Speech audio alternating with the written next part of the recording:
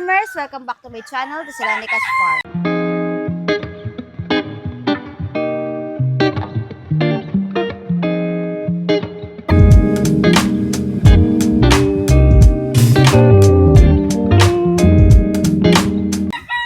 Hi mga ka-farmers! Good day sa inyong lahat. So ngayon, dumating po yung tatlong stags ko at isang pulit na naibigay sa atin nitong nakaraang expo po sa Cebu.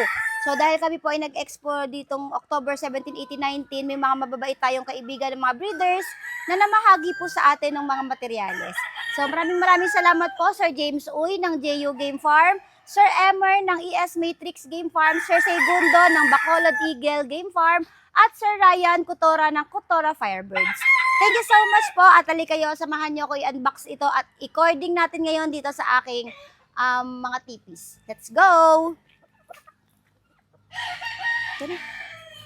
Ito, unahin na natin itong galing kay Sir James Uy. Yan, ang ating super white muff, white beard, Santa Claus, pure breed. Ayan. Ayan. So, ito yung pinagmamalaki ng JU Game Farm. So, white bird siya. Parang Santa Claus kung tawagin. Ayan. So, nag-iisa lang to doon sa kanyang booth. Ang ganda tingnan. So, nakuha pa natin. So, salamat po. Ayan. Gusto ko to i-cross sa aking mga white kelso pulit at titingnan natin kung ano yung magiging labas. If ever, ito yung gamitin nating broodcock. Mayroon bang mga sisiw na may balbas din? So, abangan natin. So, yan. Cording na natin. Yan. Galing sa JU Game Farm. Yan. Asahan nyo po na alagaan natin to ng maayos. Yan.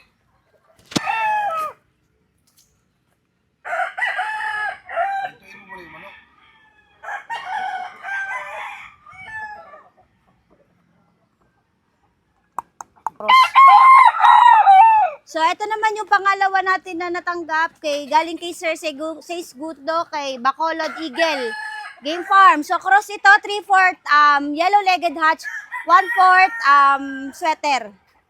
Yan. So, yan. Ganda. Okay, so cording na natin.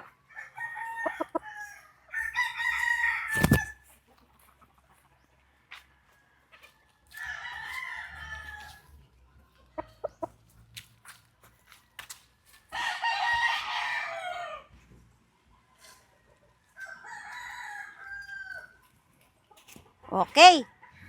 Yellow-legged hatch. Ooh.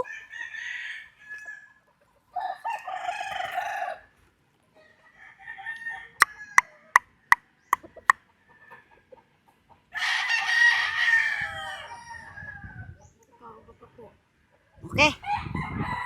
So, ikatlong stag natin dito ay ang pure breed Gilmore Hatch. Galing naman to kay Sir Ryan Kutora ng Kutora Firebirds. So, si Sir Kutora Firebirds or si Sir Ryan Kutora, nag-back-to-back champion yan sa Davao. So, 5 stags and 6 stags, back-to-back champion siya. Ayan. So, ito daw yung isang pinaka-baseline, baseline na ginagamit na bloodline na pinapang-infuse niya sa kanyang mga alaga para maging champion. Ayan. Gilmore Hatch mula sa Kutora Firebirds, dark-legged Gilmore. Ganda oh.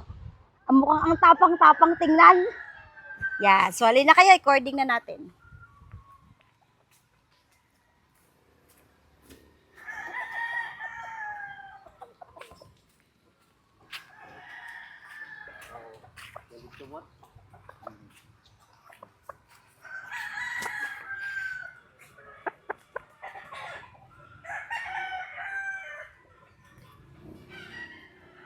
Okay.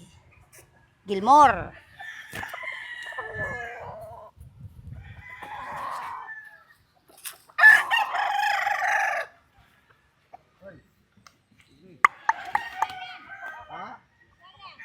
Ay, naman ni Basayan Puti. Tinanuro ito ni Aging Adlaw. Palit ni.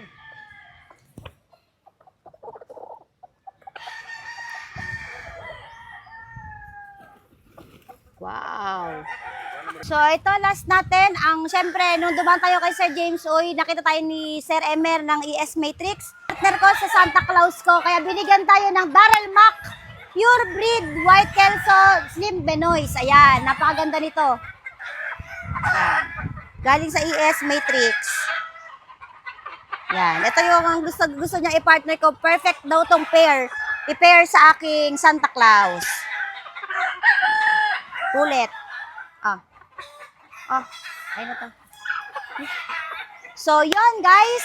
Pinakita ko lang naman sa inyo yung ating mga natanggap na early Christmas gift.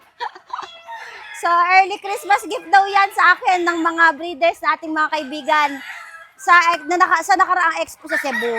So, pagka po may nagbibigay sa akin ng materyales, talaga po inaalagaan ko mabuti yan, tsaka talaga po pinapadami ko sila. So, para matuwa sila sa akin na hindi lang po bigay yung ibinigay nila sa akin, kundi kaalagaan ko at nabigyan ko ng importansya. Siyempre, napadami ko. Kagaya po ng Black Kelso na binigay sa atin ni Kamareng.